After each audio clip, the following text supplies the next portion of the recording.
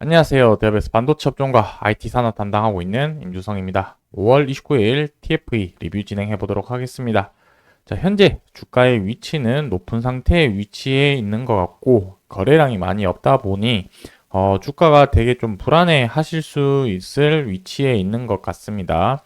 그래서 이러한 부분들과 관련해서 주가가 반등할 수 있을지 아니면은 현재 위치가 그래도 걱정 안 하고 지켜볼 만한 자리인지 이런 부분들을 같이 한번 얘기를 해 보려고 합니다.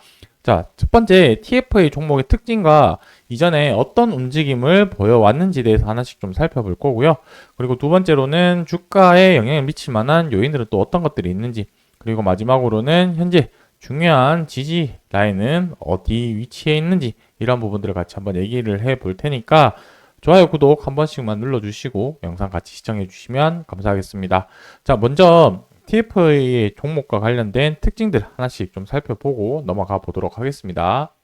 이전에 거래량이 얼마만큼 이제 발생이 되면서 거래가 됐는지 한번 좀 확인을 해 보려고 하는데, 자, 일단은 22년도 11월 상장 이후에 최대 거래량이 이제 요때 23년 6월 21일 날 최고 거래량이 발생이 되었습니다. 자, 요때 거래량을 한번 확인을 해보면 600만 주 정도 거래량이 발생이 되었고, 자, 그렇다면 이 600만 주가 절대적으로 많은 수치인지 상대적으로 많은 수치인지 확인을 해 봐야 되는 부분인데, 이 부분은 유통 주식수랑 발행 주식수 일단은 그 부분에 대해서 한번 확인을 해 보면 되겠죠.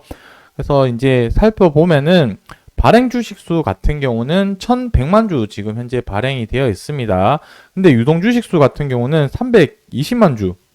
그러니까 전체 발행 주식수의 유통 주식수는 30%도 채 되지 않는 품절주라고 좀 이해를 해 주시면 될 것 같습니다. 그러다 보니 대주주의 비율이 많은 상태이고 적은 거래량으로도 주가가 등락폭이 크게 움직일 수 있는 그런 종목의 특징을 가지고 있다라고 이해해 주시면 될 것 같습니다. 그래서 총 유통 주식수가 320만 주를 고려를 해서 이 지난 최대 거래량을 확인을 해 봤을 때는 거의 유통 주식수의 두 바퀴 가량 되는 거래량이 발생이 되었다는 점이 거의 여태 최고 거래점이다, 최고 거래량이다, 이렇게 이해를 해 주시면 좋을 것 같고, 현재 주가 위치에서는 거래량이 이제 유통 주식수의 한 바퀴, 유통 주식수 한 바퀴 정도만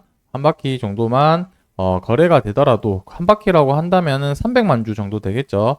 요때 이 정도 거래량이 터지면은 의미 있는 상승이나 그 다음에 반대로 하락했을 때는 그때도 또 의미 있는 그때 거래량이 될 수 있다라고 봐주시면 좋을 것 같습니다. 지난번 소개했던 내용이랑 좀 더 좀 변동사항이 있어서 이 부분에 대해서 좀 추가적으로 설명을 하고 넘어가 보도록 하겠습니다.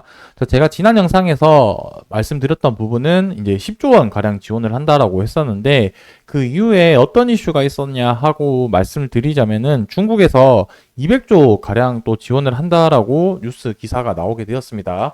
그러다 보니까 한국 언론에서는 좀 많은 비난의 여론을 좀 쏟아 부었죠. 한국이 반도체 강국에도 불구하고 중국에 비해서 경제적인 규모도 차이는 나긴 하지만 5% 수준밖에 되지 않는 지원금을 해서 되겠냐라는 말들이 나오면서 이제 추가적으로 플러스 16조 원, 기존에서 16조 원 더 해서 26조 원 지원을 해준다는 이런 내용들이 나오게 되었습니다. 자, 그러다 보니까 지난번보다 규모가 더 커졌죠. 그래서 지난번 영상에도 말씀드렸지만 이 지원하는 것 방법이 간접적으로 지원을 하는 방법이라고 말씀드렸었고, 첫 번째 두 가지 정도 방법으로 말씀드렸는데, 첫 번째는 이제 저리로 대출 해준다는 내용인 거고, 두 번째는 세액공제 통해서 세금 감면을 통한 이런 간접적인 보조금 지원 형식으로 반도체 소부장 기업들 그리고 팹리스 기업들에게 이런 정책을 지원을 해준다라고 이렇게 내용이 나오게 되었습니다. 이 부분은 지난번처럼 추후에 정확한 가이드라인이 나오게 되었을 때 한 번 더 지켜보도록 할 거고요. 그리고 두 번째 좀 중요한 포인트라고 말씀드릴 수 있는 부분은 무엇이냐면 금리를 가장 또 중요한 포인트라고 말씀드릴 수 있을 것 같습니다. 왜냐하면 반도체 기업 자체가 매크로의 영향을 많이 받는 기업이고요. 그러다 보니 금리의 영향에 따라서 주가 자체도 변동폭을 보이고 있는 게 현실이다. 이렇게 좀 이해를 해 주시면 좋겠습니다. 자, 그래서 시장에서는 금리를 실질적으로 내렸을 때보다는 금리를 내리겠다는 기대감이 들었을 때, 실질적으로 금리를 내리는 시점보다 한두 달 앞선 시점 기대감 때문에 주가가 변동폭을 보이는 경우가 여태까지 그런 식으로 좀 반복이 되어 왔다 보니, 자, 어느 시점에서 언제 금리 인하를 하고 대략적으로 이 시점이 언제 반영되는지 파악하는 게 좀 중요하다라고 생각이 드는데, 현재 데이터로서 봤을 때는 11월 달에 이제 금리 인하를 할 확률이 가장 높다라고 적혀져 있지만, 저는 여기서 생각이 조금 다른 부분이 무엇이냐면, 저는 9월 달에 지금 41%밖에 되진 않지만 이 부분이 쪽으로 시간이 지나가게 되면서 금리 인하 기대감을 올릴 수 있지 않을까라고 생각을 하고 있습니다. 자, 그 이유는 9월 달이라고 생각한 시점은, 그 이유는 11월 달에 대선이 있고요. 바이든 정부에서는 이 대선 전에 자기가 사용할 수 있는 카드 모두 사용을 하겠죠. 저는 그래서 그중 카드 하나가 금리라고 생각이 드는 부분이 있기 때문에 아마 11월 달보다는 9월에 한번 금리 인하 정책을 펼치지 않을까, 이렇게 좀 생각을 하고 있습니다. 자, 그래서 9월 달에 하게 되어서 이제 좀 빠르면 보통 한 2달 정도 되고, 빠르면 3개월 정도에서 6월이나 7월 정도 때부터 금리 인하 기대감이 나타나지 않을까. 곧 6월 달이다 보니 이제 당장 다음 달에 주가 움직임을 같이 좀 파악을 하면 좋을 것 같다라고 좀 이해를 해 주시면 좋겠습니다. 지금 촬영일이 제가 29일, 지금 장 개장 5분 전 정도인데, 일단 동시 호가를 좀 보면서 한번 말씀드려 보도록 하겠습니다. 지금 동시 호가를 보게 되면은 거의 뭐 보합 수준에서 현재 주가 움직임이 시작될 것 같고요.